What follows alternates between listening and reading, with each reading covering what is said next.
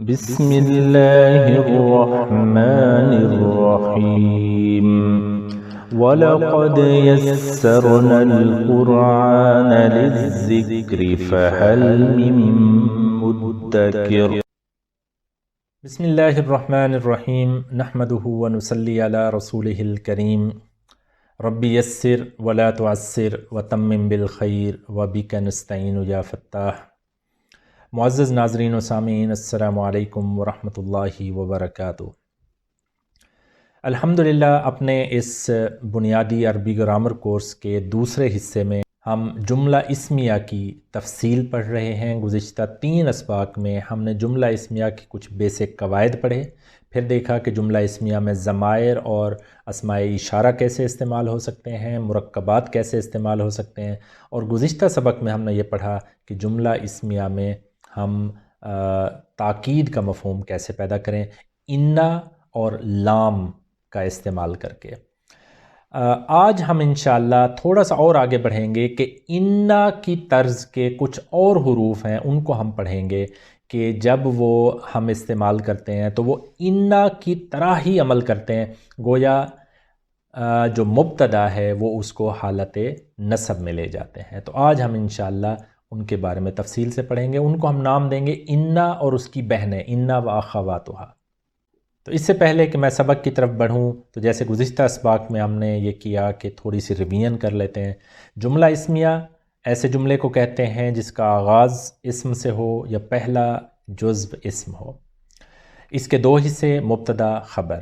مبتدا وہ اسم جس کے متعلق بات کی جائے، خبر وہ جو بات ہو۔ عربی میں مبتدا پہلے، خبر بعد میں۔ پھر ہم نے پڑھا کہ مبتدا اور خبر کے قواعد بڑے آسان، دونوں حالت رفع میں، مبتدا معرفہ، خبر نکرہ، جنس اور عدد کے حساب سے دونوں میں مطابقت، یہ قواعد تھے۔ ان قواعد کا استعمال کرتے ہوئے ایک ترکیب دیکھیں، لڑکا نیک ہے، لڑکا مبتدا، والدن اس کے اوپر مبتدا کے قواعد لگائیں، حالت رفع معرفہ الوالد بن گیا۔ اور پھر دیکھیں کہ والدن جو تھا وہ مذکر ہے اور واحد ہے، تو اب خبر کو آپ نے مذکر اور واحد رکھنا ہے، لیکن خبر کے 2 قواعد اور کیا تھے کہ وہ حالت رفع کے ساتھ نکرہ ہوگی، تو صالحن وہاں سے نکلے گا، کیونکہ صالحن حالت رفع میں بھی ہے، نکرہ بھی ہے، واحد بھی ہے اور اس کے ساتھ مذکر بھی ہے، تو صالحن الوالد صالحن، یہ ہماری ترکیب تھی۔ آج ہم چل کے دیکھتے ہیں کہ جملہ اسمیہ میں جیسے ہم نے انا کا استعمال کیا تھا، تو انا نے 2 تبدیلیاں کی تھیں جملہ اسمیہ میں۔ ایک معنوی تبدیلی، اس نے معنی میں تبدیلی یہ کی تھی کہ بے شک کا اضافہ ہو گیا تھا یا یقیناً کا اضافہ ہو گیا تھا، اور دوسری اعرابی تبدیلی، یعنی اس نے اسم کو حالت نصب میں منتقل کر دیا تھا۔ تو آج ہم دیکھیں گے کہ وہ جو انا کی طرز کے دوسرے حروف ہیں ان کو کہتے کیا ہیں، اور پھر وہ جب جملہ اسمیہ کے اوپر لگتے ہیں تو وہ کیا تبدیلی لے کے آتے ہیں۔ ان الفاظ کو، ان حروف کو ہم 2 نام دے سکتے ہیں۔ کچھ لوگ اس کو نام دیتے ہیں حروف مشبہ بالفعل، اور کچھ لوگ اس کو کہہ دیتے ہیں انا و اخواتھا، یعنی اس کی بہنیں، انا اور اس کی بہنیں، کیونکہ وہ ایک جیسے الفاظ ہیں، ایک جیسے سینس میں کہ اعرابی تبدیلی وہ ایک جیسی لے کے آتے ہیں، اور وہ تبدیلی کیا ہوتی ہے کہ مبتدا کو حالت نصب میں لے جاتے ہیں۔ تو یہ کل 6 حروف ہیں جو جملہ اسمیہ کے اوپر ایسی ہی تبدیلی لے کے آتے ہیں جیسی کہ انا میں ہم نے پڑھی۔ اور انا ایک پہلا لفظ ہے 6 میں سے، پہلا حرف، کیونکہ ہم اس کی تفصیل پڑھ چکے ہیں لہٰذا مجھے دہرانے کی ضرورت نہیں، اتنا دہرا لیں کہ انا کا کام کیا تھا، بے شک کا مفہوم پیدا کیا اس نے اور مبتدا کو حالت نصب میں لے گیا۔ اب اگلا لفظ آپ دیکھیں انا کی طرز کا، ایک ہے انا۔ انا کا معنی بھی بالکل وہی ہے، بے شک یا یقیناً، لیکن ایک فرق یہ ہے کہ انا جملے کے شروع میں استعمال ہم نے کیا تھا، لیکن انا جو ہے وہ جملے کے درمیان میں استعمال ہوگا۔ دوسرا یہ ہے کہ انا کے ساتھ ہم نے لام تاکید استعمال کیا تھا، انا کے ساتھ لام تاکید استعمال نہیں ہونا۔ ان محمدن رسول اللہ، بے شک محمد صلی اللہ علیہ وسلم اللہ کے رسول ہیں. لیکن دیکھیں ان لگ رہا ہے شروع میں. اب اگر میں کہوں اشہدو، میں گواہی دیتا ہوں، انا، اب انا جملے کے درمیان میں آپ کو لگتا نظر آ رہا ہے، انا محمدن رسول اللہ. اب آپ کو محمدن سے محمدن بھی نظر آ رہا ہے، لیکن درمیان میں انا استعمال ہوتا نظر آ رہا ہے. اب اس کا معنی کیا ہوگا؟ میں گواہی دیتا ہوں کہ بے شک محمد صلی اللہ علیہ وسلم اللہ کے رسول ہیں. تو یہ آپ کو فرق نظر آ گیا کہ انا جملے کے شروع میں، انا جملے کے درمیان میں. معنوی تبدیلی وہ ایک جیسی لاتے ہیں، بے شک کا مفہوم پیدا کرتے ہیں. لیکن ایک اور فرق ہم نے پڑھا کہ انا کے ساتھ لام لگ سکتا ہے، لیکن انا کے ساتھ لام کا استعمال ہم نہیں کرتے. ایک اور لفظ جو ہمارے سامنے ہے وہ ہے کأنا. یہ انا کے پیچھے کا لگ گیا، کأنا. اس کا معنی جو ہے وہ ہے گویا کے. اس کا مطلب جملہ اسمیہ میں جب کأنا کا ہم استعمال کریں گے تو یہ دو تبدیلیاں لے کے آئے گا. ایک معنوی تبدیلی، جملے میں گویا کے کا معنی لے کے آئے گا، اور دوسری تبدیلی کیا لے کے آئے گا؟ یہ لے کے آئے گا اسم کو حالت نصب میں لے کے جائے گا، انا اور انا کی طرز پہ. تو یہ ہو گیا کأنا کا استعمال. ایک چیز اور جو آپ نے یاد رکھنی ہے وہ یہ ہے، آپ کو یاد ہوگا حروف جارہ میں ہم نے ایک حرف جارہ کا پڑھا تھا، اور اس کا معنی ہم نے کیا کیا تھا؟ کی طرح، کی مانند. جیسے کل قمری، چاند کی طرح، چاند کی مانند، چاند کے جیسا. کأنا بھی اس سے ملتی جلتی تشبیہ کے لیے استعمال ہوتا ہے، لیکن اس کی تشبیہ زیادہ سٹرانگ ہے بنسبت کا کے. اور کا اسم کو حالت جر میں لے جاتا تھا، کأنا حالت نصب میں لے جا رہا ہے. اب جیسے جملہ ہے زید شیر ہے، زیدن اسدن. اب میں کہتا ہوں گویا زید شیر ہے، کأنا اب زیدن زیدن بن گیا، حالت نصب میں چلا گیا. کأنا زیدن اسدن، گویا کہ زید شیر ہے. کأن الطفل قمرن. اب دیکھیں الطفل قمرن، بچہ چاند ہے. کأن الطفل حالت نصب، قمرن گویا کہ بچہ چاند ہے. تو کأنا کا استعمال ہم کہاں کرتے ہیں؟ جہاں پہ ہم نے گویا کے کا مفہوم پیدا کرنا ہو. تو معنوی تبدیلی بھی آپ کو نظر آ گئی، گویا کے کا مفہوم آ گیا. اور اعرابی تبدیلی کیا نظر آئی؟ کہ اسم حالت نصب میں چلا گیا ہے. تیسرا جو حرف ہے، چوتھا حرف، وہ ہے لاکنہ. اچھا آپ کو شکل تو ملتی جلتی نظر آ رہی ہے. اردو میں ہم لفظ استعمال کرتے ہیں لیکن، تو یہ اسی معنی میں عربی میں یوز ہوتا ہے، لاکنہ. اب لاکنہ کے لیے یہ ہے کہ عام طور پر یہ جملوں کے درمیان میں استعمال ہوتا ہے. یعنی ایک جملہ پہلے ہوگا اور ساتھ دوسرا جملہ ہوگا، دونوں کے درمیان میں یہ لاکنہ استعمال ہوگا. اور دو تبدیلیاں لے کے آئے گا، ایک معنوی تبدیلی یعنی ایک معنی پیدا کرے گا لیکن کا، اور دوسری اعرابی تبدیلی. اعرابی تبدیلی کیا ہوگی؟ کہ لاکنہ کے بعد آنے والا جو اسم ہے وہ حالت نصب میں چلا جائے گا. جیسے بے شک قرآن واضح ہے، یہ ایک جملہ ہے، قرآن واضح ہے. القرآن بینن، القرآن بینن، قرآن واضح ہے. بے شک کا مفہوم پیدا کرنے کے لیے ان لگائیں، ان القرآن، القرآن القرآن میں تبدیل ہو گیا حالت نصب میں ان کی وجہ سے. ان القرآن بینن، بے شک قرآن واضح ہے. لیکن، لیکن اب دیکھیں آگے تھا کافر جاہل ہے، الکافرون جاہلون. لیکنہ کی وجہ سے الکافرون حالت نصب میں چلا گیا، الکافرین جاہلون. یہ اب آپ کو ترکیب نظر آ رہی ہے. آدمی امیر ہے لیکن بخیل ہے، الرجل غنی، یہ ہو گیا. لیکن اب دیکھیں آگے وہ بخیل ہے جملہ تھا ہوا بخیل. اب ہوا حالت رفع تھا، لیکن جب لیکن لگا تو وہ نصب میں شفٹ ہوا، تو وہ نصب جر والے ٹیبل سے ضمیر اٹھائیں ہو، لیکن ہو بخیل، لیکن وہ بخیل ہے۔ اور آخری جو ہم نے یہاں پہ حرف دیکھنا ہے وہ ہے لیتا۔ اب لیتا کا معنی ہم کرتے ہیں کاش، یہ عام طور پر حسرت اور تمنا کے اظہار کے لیے آتا ہے۔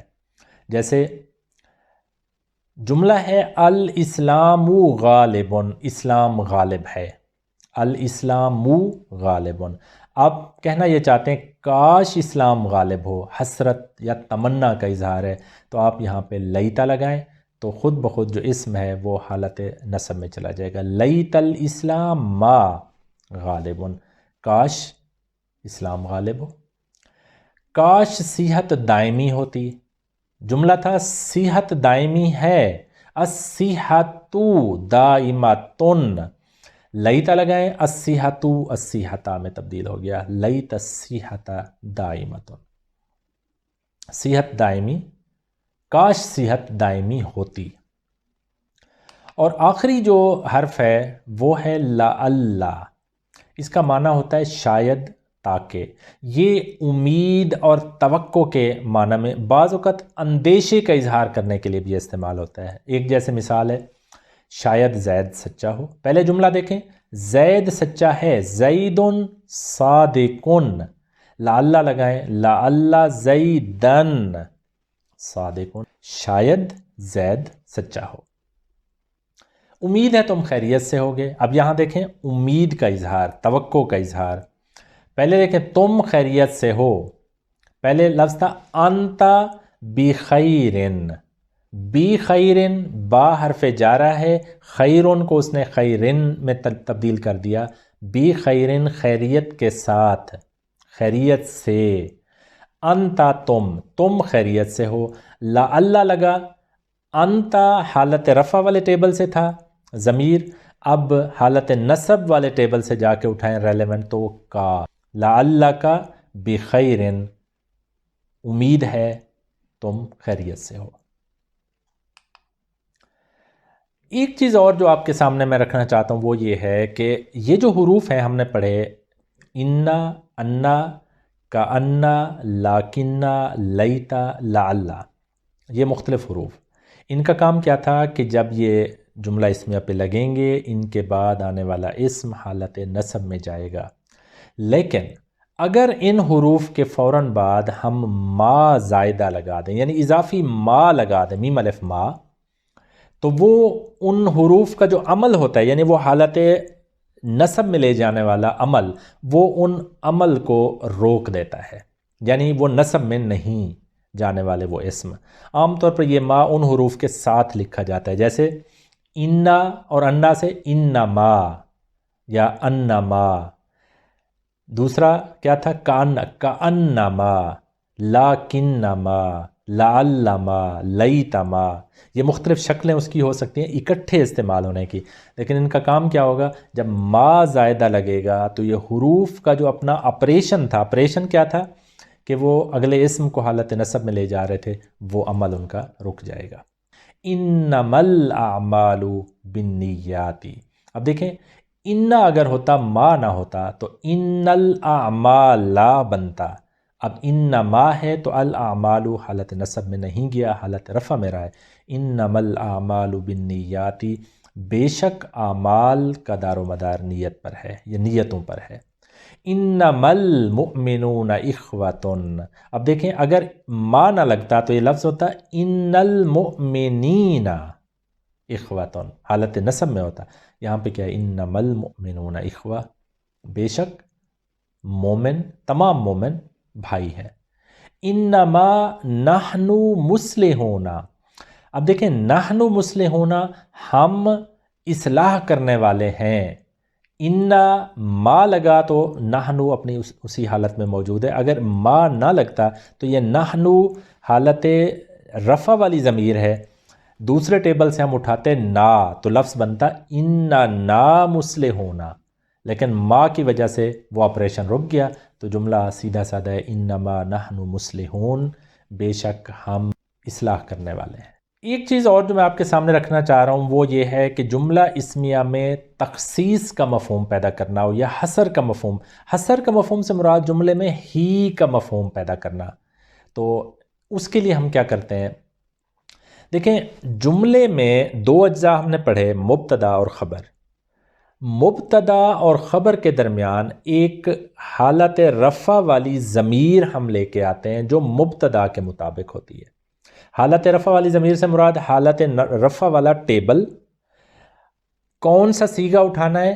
مبتدا کو دیکھتے ہوئے کہ مبتدا واحد ہے، جمع ہے، مذکر ہے، مؤنث ہے، فرسٹ پرسن، سیکنڈ پرسن یا تھرڈ پرسن کون سا ہے، اس کے مطابق ہم ضمیر لے کے آتے ہیں۔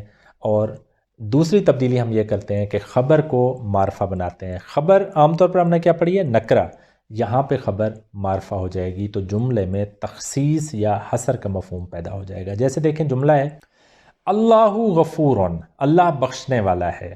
اب دیکھیں آپ اللہ اور غفورن کے درمیان میں حالت رفع والی ضمیر لے کے آئیں، اللہ کے حساب سے وہ ہوا آئے گی، اور خبر کو آپ معرفہ بنا دیں، الغفور بن جائے گا۔ اللہ هو الغفور، اللہ ہی بخشنے والا ہے۔ اسی طرح اولئک مفلحون تھا، آپ اولئک اور مفلحون کے درمیان ایک ضمیر لائیں حالت رفع والے ٹیبل سے، تو اولئک کے مطابق تو یہ کون سی ضمیر ہے؟ جمع مذکر غائب کی، ہم، اولئک ہم المفلحون۔ دیکھیں مفلحون کو ہم نے کیا کر دیا؟ معرفہ بنا دیا، خبر معرفہ بن گئی، یہی وہ لوگ ہیں جو فلاح پانے والے ہیں۔ اسی طرح دیکھیں جملہ تھا اللہ بخشنے والا، رحم کرنے والا ہے، اللہ غفور رحیم۔ پہلے ان لگایا، اللہ حالت نصب میں چلا گیا، ان اللہ غفور رحیم، لیکن آپ نے کیا کرنا ہے؟ حصر کا مفہوم پیدا کرنا ہے، تو مبتدا اور خبر کے درمیان ضمیر لائیں، اللہ کے حساب سے ضمیر حالت رفع والے ٹیبل سے اٹھائیں، ہوا۔ اب الغفور اور الرحیم، کیونکہ ہم نے خبر کو معرفہ بنا دینا ہے، ان اللہ هو الغفور الرحیم، بے شک یا یقیناً اللہ ہی بخشنے والا، رحم کرنے والا ہے، یقیناً تو ہی توبہ قبول کرنے والا ہے۔ اب دیکھیں انتا کیا ہے ہمارے پاس؟ یہ مبتدا ہے۔ اب انتا کے پیچھے پہلے لگائیں انا، انتا حالت رفع والی ضمیر ہے، حالت نصب سے جا کے آپ ضمیر اٹھائیں گے تو کیا نکلے گی؟ کا، انکا۔ اب جملہ پہلے بنا انکا تواب رحیم، انکا تواب رحیم۔ اب انکا اور تواب رحیم کے درمیان آپ نے حالت رفع والی ضمیر اٹھانی ہے، تو آپ دیکھیں جیسے کا سے پہلے کیا تھی ضمیر؟ انتا، تو یہاں پہ حالت رفع والی ضمیر کیا ہے؟ انتا، تو انتا یہاں پہ دوبارہ آپ اٹھا کے لے آئیں، انکا انتا، اور آگے تواب الرحیم کو آپ معرفہ کر دیں، التواب الرحیم، انکا انت التواب الرحیم، یقیناً تو ہی توبہ قبول کرنے والا ہے۔ حصر کا مفہوم، ہی کا مفہوم آپ نے یہاں پہ پیدا کر دیا۔ انہو هو السمیع العلیم، یہ بالکل اسی طرح ہے، اصل میں تھا ہوا سمیع علیم، انہ لگا انہو بن گیا، ہوا کی بجائے نصب والے ٹیبل سے آپ نے اٹھا لیا ہو، انہو۔